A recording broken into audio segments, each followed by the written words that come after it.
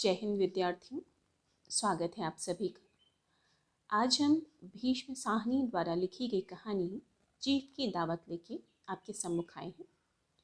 इससे संबंधित जो महत्वपूर्ण प्रश्न हैं, आइए उनको देख लेते हैं। चीफ की दावत कहानी का मुख्य उद्देश्य क्या है? बच्चों, भीष्म साहनी द्वारा लिखी गई ये कहानी का मुख्य उद्देश्य जो था वह प्रलोभन में परंपरागत रिश्तों में आने वाले बदलाव का चित्र प्रस्तुत कर रहा था। व्यक्ति अपनी आर्थिक उन्नति प्राप्त करने के लिए अपनी माँ जैसे ममतामयी रिश्ते में भी जो बदलाव आ रहे थे, माँ तभी उपयोगी है जब उसकी तरक्की में, आर्थिक उन्नति में सहायक है, तब उपयोगी है, अन्यथा माँ छुपाने के सामान की तरह एक निर्जीव वस्तु के समान हो जाती है। और इस कहानी का एक और उद्देश्य है मध्यवर्गीय परिवार के खोखले दिखावटीपन को दर्शाना। स्वतंत्रता प्राप्ति के बाद में भारतीय संस्कृति में हो रहे जो बदलाव थे, भारतीय संस्कृति क्या थी कि हम संयुक्त परिवार में रहते थे, अपने रिश्तों को संभाल के रखते थे, लेकिन आर्थिक उन्नति प्राप्त करने के लिए विकास की दौड़ में अंधाधुंध भागने के कारण जो भारतीय संस्कृति का बिखरता चित्र है, यह कहानी उसको प्रस्तुत करती है और बदलते भारतीय परिवार और समाज को दर्शाना ही इस कहानी का मुख्य उद्देश्य रहा है। अगला प्रश्न, इस कहानी का केंद्र बिंदु कौन है? मिस्टर श्यामनाथ और उनकी बूढ़ी माँ। अगला प्रश्न, इस कहानी में मेजबान कौन है? यदि मेजबान शब्द नहीं आता है बच्चों, तो इस तरह से पूछा जा सकता है कि किसके घर पर दावत आयोजित की गई थी? तो उत्तर है मिस्टर श्यामनाथ। इस कहानी में मेहमान कौन है? चीफ और उनकी पत्नी। कितने समय पर तैयारी मुकम्मल होने लगी? 5 बजते बजते तैयारियां मुकम्मल होने लगी। मिस्टर श्यामनाथ को माँ का कौन सा वाक्य तीर की तरह लगा? तुम्हारी पढ़ाई में जेवर बिक गए। क्योंकि श्यामनाथ कहते हैं कि चीफ आ रहे हैं तो आप कुछ गहने चूड़ी वगैरह पहन लीजिए। तो माँ कहती मेरे पास चूड़ी कहाँ बेटा, वो तो बहुत पहले ही जेवर तुम्हारी पढ़ाई में बिक गए। इस बात को सुनते ही वो तिलमिला जाते हैं। कितने बजते बजते माँ का दिल धक धक करने लगता है? 7 बजते बजते, क्योंकि श्यामनाथ ने माँ से कहा था कि आज रात का खाना तुम जल्दी खा लेना, लेकिन माँ क्योंकि उस दिन मांसाहारी खाना बना था घर में, मांस मछली बनी थी, तो उस दिन खाना नहीं खाती है और अपने आप को जगाते रहने का प्रयास करती है।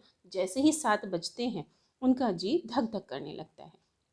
श्यामनाथ की माँ ने चीफ के कहने पर क्या गीत सुनाया? बच्चों, पंजाब के ये लोग रहने वाले थे। ये परिवार जो मिस्टर श्यामनाथ का परिवार है वो पंजाब का रहने वाला था।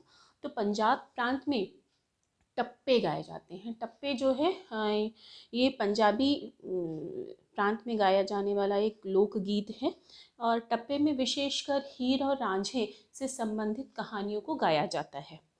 ठीक। चीफ को पंजाब के गाँव की दस्तकारी के बारे में क्या बताया गया? क्योंकि चीफ जैसे ही माँ से मिलता है तो वो कहता है कि आपकी पंजाब में रहने वाली जो महिलाएं हैं वो कौन सी दस्तकारी करती हैं? तो बताया गया कि फुलकारी, ये पंजाब की प्रसिद्ध दस्तकारी है, ये कढ़ाई है। चीफ की दावत कब तक चलती है? आधी रात तक चलती है। श्यामनाथ की माँ कहाँ जाने के लिए कह रही थी? श्यामनाथ की माँ बहुत दिनों से श्यामनाथ से कह रही थी कि उन्हें हरिद्वार छोड़ आए। माँ फुलकारी बनाने के लिए क्यों तैयार हो गई? बेटे की, क्योंकि बेटे को तरक्की मिलेगी। माँ कहती है श्यामनाथ से कि चीफ के लिए मैं फुलकारी नहीं बना पाऊँगी क्योंकि अब मैं बूढ़ी हो गई, मेरी आंखों से दिखता नहीं है। तो श्यामनाथ कहते अच्छा, मुझसे तो चीफ ने कहा है कि जब आप बनाएंगी तो मैं देखने आऊँगा, अगर आप इस तरह से बात करेंगे तो आपके बेटे को तरक्की नहीं मिलेगी। तब माँ कहती है कि अच्छा बेटा, तुमको तरक्की मिलेगी मेरे फुलकारी बनाने से, तो मैं अवश्य बनाऊंगी, जैसे तैसे मैं प्रयास करूंगी। बूढ़ी माँ ने चीफ को कौन सा हाथ मिलाया? बायां हाथ। मिस्टर श्यामनाथ बहुत सिखाते हैं अपनी माँ को कि जब चीफ आएंगे तब आपको कैसे बैठना है। तो श्यामनाथ जब उनके यहाँ पार्टी हो रही होती है तो चीफ हाथ जोड़ के नमस्कार करते हैं, लेकिन माँ क्योंकि एक हाथ से माला जप रही थी दाहिने हाथ से, इसलिए वो ठीक से नमस्कार भी नहीं कर पाती हैं। चीफ हाथ मिलाने के लिए अपना दाहिना हाथ बढ़ाती हैं क्योंकि दाहिने हाथ में माँ ने माला पकड़ रखी थी, इसलिए वो अपना बायां हाथ बढ़ाती, जिसको देख के वहाँ पे उपस्थित जो महिलाएं थी वो हंस पड़ती हैं। बूढ़ी माँ मांसाहार बनने पर क्या करती थी? जब घर में मांसाहार खाना बनता था, मछली बनती, तब उस दिन वह भोजन नहीं करती थी। दावत के समय शामनाथ किस बात को लेकर चिंतित हो गए थे? जब वो तैयारियां कर रहे थे तब उन्हें ये लगा कि यदि माँ शाम को सो जाएंगी तो उनके जो खर्राटे हैं उसकी आवाज़ बहुत दूर दूर तक जाएगी। इस बात को लेकर वो चिंतित हो गए थे। चीफ के आने पर माँ ने क्या पहना था? उन्होंने सफ़ेद कमीज़ और सफ़ेद शलवार, जो कि शामनाथ ने कहा था उसी के अनुसार उन्होंने इन वस्त्रों को धारण किया था। और शामनाथ की, इसमें एक प्रश्न मैंने नहीं लिखा है कि शामनाथ की जो पत्नी थी उन्होंने क्या पहना था? उन्होंने ड्रेसिंग गाउन पहन रखा था। हरियाणी माए हरियाणी मैड़े हरियाणी मागी हरिया है, यह गीत किस कहानी से लिया गया है? चीफ की दावत कहानी से। जब चीफ कहते हैं कि वहाँ पे पंजाब में गाया जाने वाला कोई लोकगीत सुनाइए, तो वह यही गीत सुनाती हैं। यह गीत किस समय गाया जाता है? ये वहाँ पे विवाह के समय यह गीत गाया जाता है। चीफ की दावत किस प्रकार की कहानी है? ये एक सामाजिक कहानी है। समाज में हो रहे बदलावों को दर्शाने के लिए कहानीकार ने इस विषय को उठाया था। ये इम्पोर्टेंट प्रश्न है। भीष्म साहनी को साहित्य अकादमी का पुरस्कार कौन सी पुस्तक पर मिला था? तमस। याद रखिएगा बच्चों इस प्रश्न को। तमस साहित्य की किस विधा में लिखा गया है? यह उपन्यास है।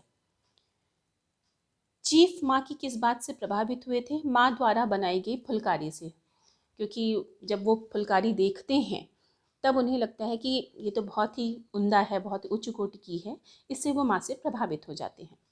चीफ की दावत कहानी में कितने मुख्य पात्र हैं?